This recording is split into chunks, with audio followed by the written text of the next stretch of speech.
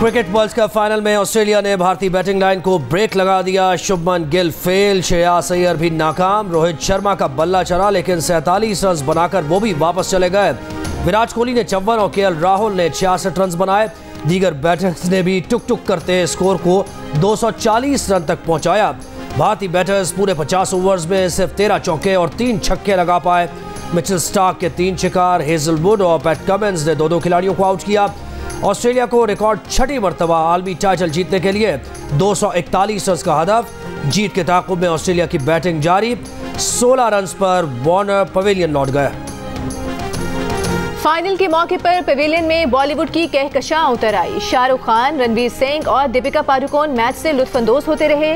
विराट कोहली की निस्फ सेंचुरी पर अनुष्का शर्मा खुशी से निहाल। 54 रन पर कोहली आउट हुए तो अनुष्का का चेहरा बुझ गया। कोहली क्रीज पर और एहतजाजी ग्राउंड पर। भारत की इनिंग्स के दौरान एक शख्स ग्राउंड में दाखिल हो गया। फलस्तीनी परचम का मास्क लगाए, फलस्तीन पर बमबारी बंद करो की टी शर्ट पहने शख्स पिच पर पहुंच गया। कोहली के साथ पोज भी बनवा लिए। सिक्योरिटी वालों ने जाकर पकड़ा, जिसके बाद मैच दोबारा शुरू हुआ।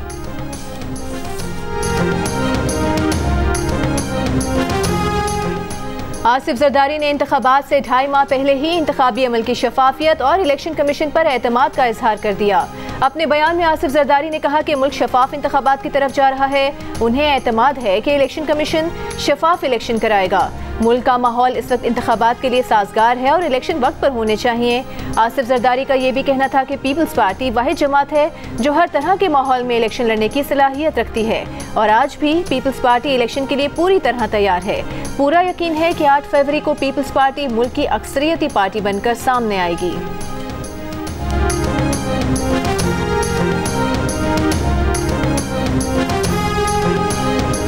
पीपल्स पार्टी भी उनकी हमनवा हो चुकी है और वो कह रही है कि लेवल प्लेइंग फील्ड नहीं है उनके लिए इलेक्शन में। देखिए, अपने वोटर के साथ इलेक्शन के दौरान में विक्टिम के तौर पे अपने आप को पेश करना और उन वोटर्स को अपनी तरफ अट्रैक्ट करना, ये किसी भी सियासी जमात के बयानिया का हिस्सा हो सकता है।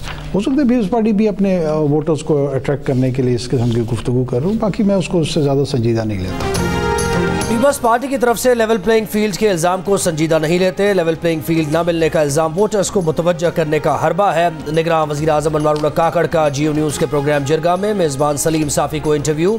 कहा, तमाम जमातें अपनी सियासी सरगर्मियाँ जारी रखे हुए हैं।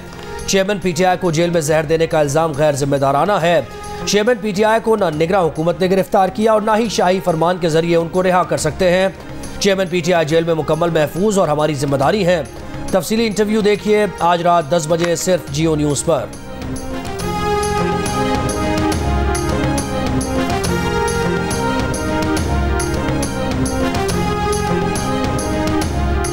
जरदारी साहब का बयान बहुत अहम है, बहुत ही अहम बयान है जो उन्होंने दिया है। मैं उसको रीइटरेट करना चाहूँ। उन्होंने कहा कि वो एक शफाफ इलेक्शन होता हुआ देख रहे हैं और उन्होंने कहा कि उनको एतमाद है इलेक्शन कमीशन के ऊपर कि वो एक साफ़ और शफाफ इलेक्शन कराने में कामयाब होगा। हमारे सियासी मुखालफीन की भी मैं अगर बात करूं, अपोनेंट्स की भी अगर बात करूं, तो जो उनके भी तासुरात हैं उनको भी नज़र आ रहा है कि अगला वज़ीर आज़म पाकिस्तान मुस्लिम लीग नून से मोहम्मद नवाज शरीफ साहब होंगे। 5-6 साल निज़ाम इंसाफ और अपोजिशन के साथ खेलवाड़ किया गया। RTS बिठाकर चेयरमैन PTI को पाकिस्तान पर मुसल्लत किया गया। खमियाजा पाकिस्तान के अवाम ने भुगता। मुस्लिम लीग नून की सेक्रेटरी इत्तलात मरियम औरंगजेब की प्रेस कॉन्फ्रेंस। कहा, PTI दौर में शहबाज शरीफ को झूठे मुकदमे में जेल डाला गया। शहबाज शरीफ एक मरतबा फिर सुर्खरू हुए। शहबाज शरीफ ने अपने भाई के साथ वफा निभाई। हम 9 मई के वाक़े का तस्वुर भी नहीं कर सकते।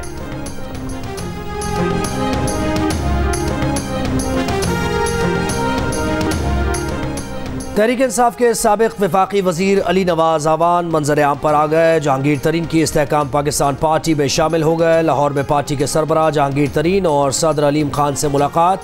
जहांगीर तरीन और अलीम खान ने अली नवाज आवान को IPP में शमूलियत पर खुशामदीद कहा। इसराइली हमलों के शिकार फ़लस्तीनियों से इजहार यकजहती के लिए जमात इस्लामी का लाहौर में गज़ा मार्च। अमीर जमात इस्लामी सिराजुल हक ने खिताब में कहा कि फ़लस्तीनी पत्थरों और गुलेलों से इसराइली बारूद का मुकाबला कर रहे हैं। यकीन था कि OIC गज़ा के मामले पर अमली लाइहा अमल देगा। अफसोस OIC ने सिर्फ बेअसर करारदाद मंजूर की। गजा के लोगों को बचाने के लिए अमली इकदाम की जरूरत है। सिराजुल हक के सियासी हरीफों पर भी वार, बोले ख्वाहिश थी पीपल्स पार्टी और मुस्लिम लीग नून के रहनुमा इस जलसे में शरीक होते।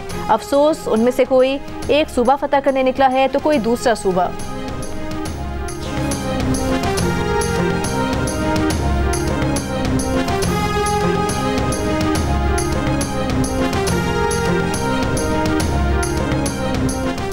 फ़लस्तीनियों पर सहूनी फ़ौज की वहशियाना कार्रवाइयों के खिलाफ मजलिस वहदतुल मुस्लिमीन का नश्तर पाक कराची में जलसा। कफनपोश बच्चों, ख़वातीन और बुजुर्गों की बड़ी तादाद में शिरकत। फ़लस्तीनी परचम थामे शुरका ने फ़लस्तीनी बच्चों के अलामती जनाजे रखकर एहतजाज किया। दुनिया से गजा में इसराइली जारियत रुकवाने का मुतालबा किया। इसराइल की गजा में इंडोनेशिया के अस्पताल के करीब शदीद बमबारी, जानी नुकसान के खदशात। शिमाली गजा की तबाही और जबरी खाली कराने के बाद इसराइल ने जनूबी गजा पर हमले तेज कर दिए। गुज़िश्ता रोज 2 स्कूलों और जबालिया कैंप पर हमले में 200 फ़लस्तीनी शहीद हुए। 7 अक्टूबर से अब तक फ़लस्तीनी शोहदा की तादाद 12,300 से ऊपर चली गई। आलमी इदारे सेहत ने अल-शिफा अस्पताल मौत की वादी करार दे दिया।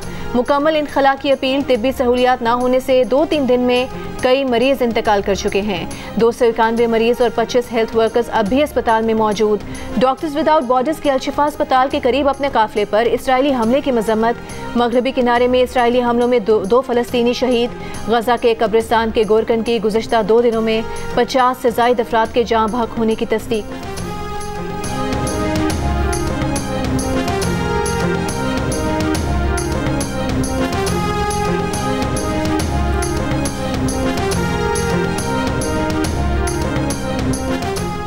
इसराइल की वहशियाना बमबारी और धमकियों के बाद शिमाली गजा से जबरी बेदखल होने वाले बेयार और मददगार फ़लस्तीनियों का हाल अमरीकी मीडिया ने भी बयान कर दिया।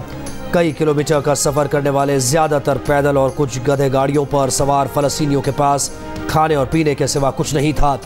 शिमाली गजा से निकलने वाले फ़लस्तीनियों ने अमरीकी मीडिया को बताया कि शिमाली गजा के बाहर कई मकामात पर इसराइली टैंक खड़े थे। अक्सर गोलियाँ चलती, बम गिरते तो जान बचाने के लिए भागना पड़ता। जिस स्कूल में पनाह ली वो आंखों के सामने इसराइली बमबारी का निशाना बना। तर्जुमान वज़ारत सेहत अशरफ अल-क़दरा और सहाफ़ी इब्राहिम शकूरा भी हिजरत करने वालों में शामिल थे।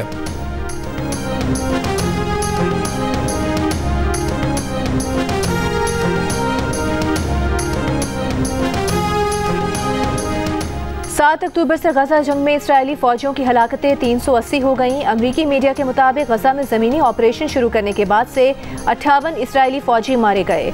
इसराइली वज़ीर आज़म और व्हाइट हाउस ने जंगबंदी और कैदियों की रिहाई से मुतालिक हमास से डील की तरदीद कर दी। बयान में कहा कि यरगमालियों की जल्द रिहाई से मुतालिक कोई डील नहीं की गई। यरगमालियों की रिहाई के बारे में बहुत सारी गलत इत्तलात हैं। अमरीकी अखबार वाशिंगटन पोस्ट ने दावा किया है कि इसराइल और हमास अमरीकी हिमायत याफ्ता डील पर रज़ामंद हो गए हैं। 50 यरगमाली ख़वातीन और बच्चों की रिहाई के बदले गजा में लड़ाई में 5 दिन के वक्फे पर इत्तेफाक किया गया है।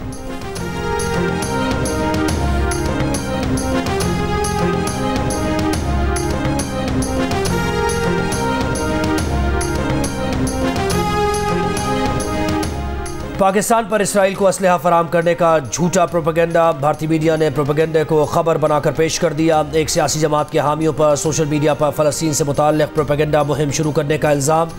एक जहाज़ पर असलहा पाकिस्तान से इसराइल ले जाने की झूठी कहानी बनाई गई। बहरीन से रावलपिंडी जाने वाली परवाज़ अफ़गान मुहाजिरीन के बरतानवी इनखला का हिस्सा थी। पाकिस्तान ने गजा में जारी इसराइली जारियत की हर सतह पर मजम्मत की है। अक़वाम मुत्तहिदा में भी पाकिस्तान ने मज़लूम फ़लस्तीनियों की खुलकर हिमायत की।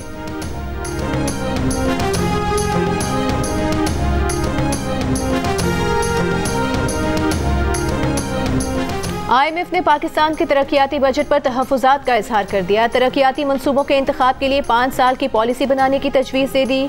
कहा तरक्याती मंसूबों की मंजूरी से पहले तकनीकी जायज़ा ज़रूरी है। IMF रिपोर्ट के मुताबिक पाकिस्तान मौसमियाती तब्दीलियों से ख़तरनाक हद तक मुतासर होने वाला मुल्क है। साल 2000 से पाकिस्तान में हर साल मौसमियाती तब्दीली $2 अरब का नुकसान कर रही है। साल 2050 तक पाकिस्तान की मईशत कुदरती आफात से 9% तक मुतासर हो सकती है। पाकिस्तान में मौसमियाती तब्दीलियों से निमटने के लिए बजट इंतहाई नाकाफी है। हुकूमत पंजाब ने सूबे भर में एक हफ्ते के लिए मास्क पहनना लाजमी करार दे दिया। निगरान वज़ीर आला मोहसिन नकवी का कहना है कि सेहत को तरजीह देना इज्तिमाई जिम्मेदारी है। लाहौर, फैसलाबाद और गुजरावाला समेत पंजाब के कई शहरों में छुट्टी के दिन भी फ़ज़ाई आलूदगी की ख़तरनाक सूरत हाल। लाहौर में सुबह 9 बजे पार्टिकुलेट मैटर्स की तादाद 406 रिकॉर्ड, फैसलाबाद में 314 और गुजरावाला में 254 पार्टिकुलेट मैटर्स रिकॉर्ड। आलूदा फ़ज़ा में सांस लेना दुश्वार। पंजाब भर में इंतजामिया की सैकड़ों फैक्ट्रीज और गाड़ियों के खिलाफ कार्रवाई। कई फैक्ट्रीज को सील कर दिया गया। हुकूमती हिदायत के बावजूद शहरियों की लापरवाही उरूज पर। पंजाब में शहरियों का मास्क के बगैर सफर जारी।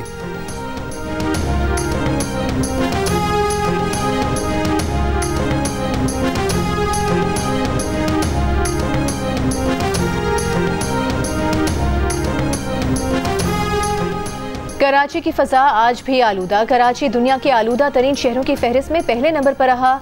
मौसमियाती तज्ज़ियाकारों का कहना है कि कराची में आलूदगी बढ़ रही है। मौसम सरमा के आगाज़ से समुद्री हवाएं नहीं होती। हल्की हवा के बाइस आलूदगी के ज़रात फ़ज़ा में जमा हो जाते हैं। कराची में आज भी सुबह के औकात में धुंध काफ़ी ज़्यादा रही। आलूदगी के ज़रात धुंध के साथ शामिल होकर स्मॉग की शक्ल इख्तियार कर लेते हैं।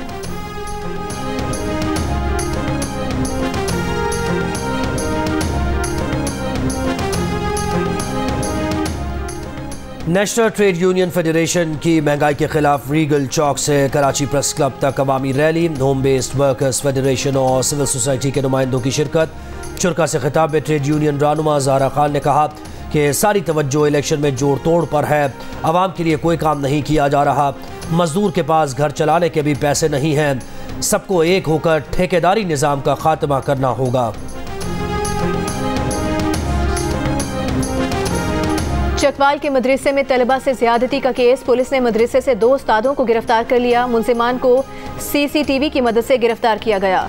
पुलिस के मुताबिक एक मुतासरा बच्चे ने बताया कि दोनों असातिज़ा ने दीगर बच्चों के साथ भी ज्यादती की। उस्ताद बच्चों के जिस्म पर छुरी से Z का निशान भी बना देते थे। मदरसा तर्जुमान का कहना है कि 10 नवंबर को 2 बच्चों ने एडमिन ऑफिस में शिकायत की। दोनों असातिज़ा को 11 नवंबर को फारिग कर दिया। मुलजिमान की गिरफ्तारी में भी ताउन किया। निगरान वज़ीर आला पंजाब मोहसिन नकवी का मदरसे का दौरा। ज्यादती का निशाना बनाए गए बच्चों को इंसाफ दिलाने का वादा। कहा वो इन वालिदैन को खिराज तहसीन पेश करते हैं जो दाद रसी के लिए सामने आए हैं। लाहौर के अल्लामा इकबाल टाउन में गुज़श्ता रोज़ मुबैना मुकाबले में मारे गए 6 मुलजिमान की वारदात से पहले की CCTV सामने आ गई। डाकुओं को गली से पैदल गुजरते देखा जा सकता है। पुलिस का कहना है कि मुलाजिम ने दरवाज़ा खोला तो डाकुओं ने कहा वो रंगरेज़ हैं। घर में कहीं गोली का निशान ना होने और कोई कौल न मिलने पर मुकाबले पर शुबहात का इजहार किया गया।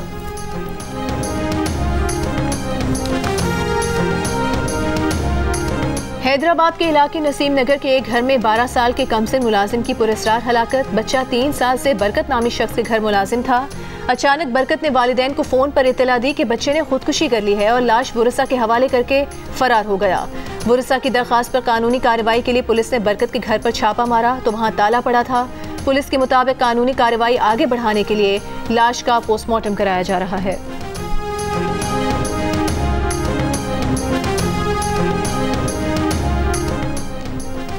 डिफेंस कराची में ड्रम से खातून की लाश मिलने के वाक़े में मुलव्वस एक मुलजिम गिरफ्तार। पुलिस को दिए गए बयान में मुलजिम आदिल का कहना है कि वो और हजरतुल्लाह जब घर पहुँचे तो कत्ल हो चुका था।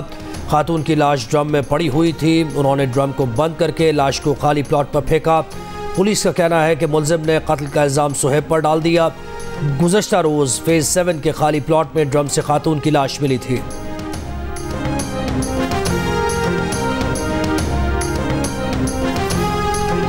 तुरबत के इलाके होशाब में धमाका, 3 अफराद हलाक हो गए। तर्जुमान CTD के मुताबिक धमाके में मारे गए अफराद कलदम तंजीम से ताल्लुक़ रखते थे।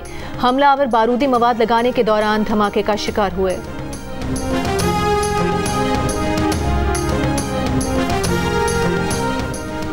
रियासत मुखालिफ मवाद गैर कानूनी तौर पर मुकीम गैर मुल्कियों के इनखला के खिलाफ प्रोपेगेंडा फैलाने वाले सोशल मीडिया अकाउंट्स की निशानदेही कर ली गई। सबके खिलाफ कार्रवाई होगी। निगरान वज़ीर इत्तलात बलूचिस्तान जान अचकज़ई ने कहा कि चंद लोग सोशल मीडिया का इस्तेमाल करके रियासत की बदनामी का बायस और गैर मुल्की अनासिर के आलाए कार बन रहे हैं।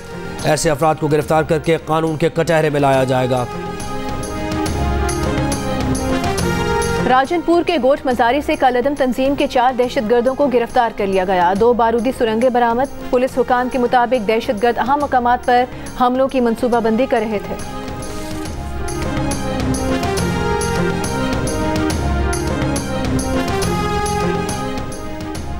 सिंध बलोचिस्तान के मुख्तलिफ शहरों में आटा मजीद महंगा। हैदराबाद में फ़ी किलो आटे की कीमत में 10 से 12 रुपए का इजाफा। 10 किलो का थैला 1350 से बढ़कर 1470 रुपए का हो गया। कोयटा में आटे के 20 किलो थैले की कीमत में 130 रुपए का इजाफा। कीमत 2750 से बढ़कर 2880 रुपए हो गई।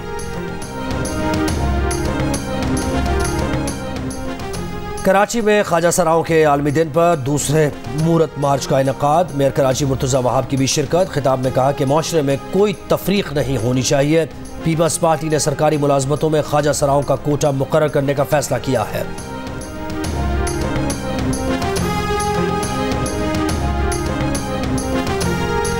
साबिक कप्तान बाबर आजम ने इतवार की छुट्टी गोल्फ खेलते हुए गुजारी। बाबर आजम ने सोशल मीडिया पर गोल्फ खेलने की तस्वीर शेयर करते हुए लिखा कि संडे गोल्फ डे है। और मिस यूनिवर्स की runner up miss Thailand Malala Yousafzai की मदाह निकली। एक सवाल के जवाब में कहा कि वो खुद को मलाला की जगह देखना चाहेंगी। मलाला यूसुफजई की जिद्दोजहद हर एक के लिए मिसाल है।